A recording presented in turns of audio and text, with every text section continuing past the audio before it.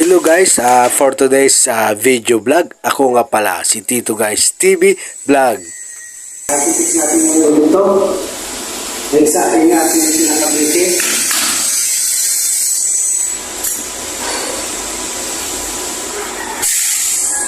Ayan, natapis na guys. Ayusin natin na muna.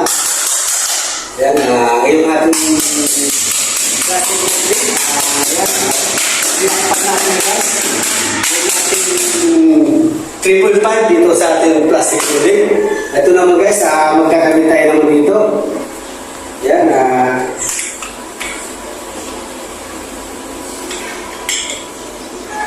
off natin. Dito on, pataas guys ang on natin. Pababa guys ang off natin.